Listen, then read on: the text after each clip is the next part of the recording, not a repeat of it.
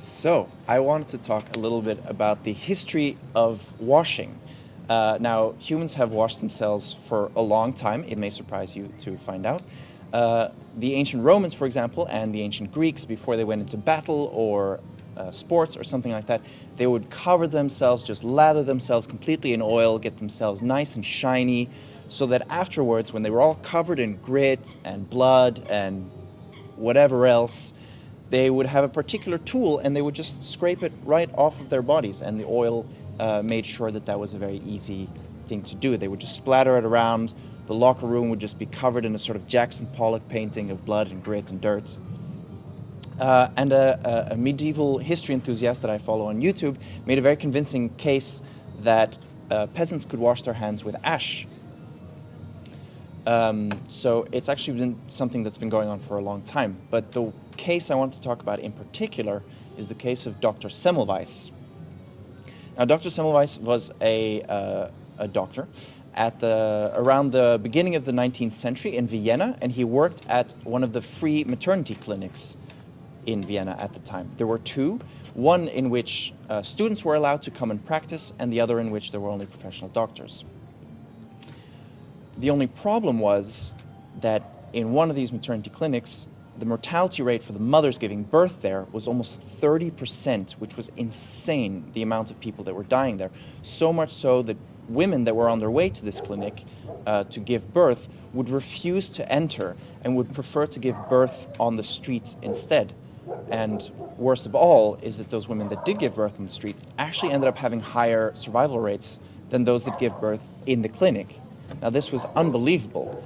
It was horrendous. Unfortunately, nobody really cared. These were free clinics, so they were mostly poor people or sex workers that went there, except for one doctor that worked, Dr. Semmelweis. And he started observing. He noticed, firstly, that the maternity clinic with the 30% mortality rate was one in which the students that were coming in to aid in the births were coming directly from dissecting cadavers. They were having anatomy class, they were like wrist deep in these dead bodies, and then they would just come without washing their hands and help these women give birth. Secondly, he was out on the street one day, and he was walking around, and he observed some trash collectors. In the 19th century, trash collectors in Europe generally were also knackers, so they would collect animal bodies from the streets and kill sort of street dogs and these kinds of things. And they would just, by the time lunch came around, they would just have the filthiest, grossest, disgusting hands. And yet they would sit there and eat lunch.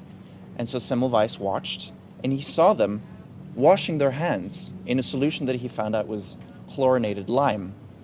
And then they could just put their food in their mouth, touch each other, twirl their mustaches, what have you, do whatever they want without any repercussions. The rate of illness was not any particularly higher with them or anything like that. And he thought, that's strange. And then he went back to the maternity ward, and lo and behold, he finds that the midwives that worked there for years had been doing the same. Nobody had paid attention to them because they were not doctors. They had not had schooling from the official medical institutions of Europe. They were just women that had learned from other women how to take care of themselves and how to take care of other women. And they washed their hands.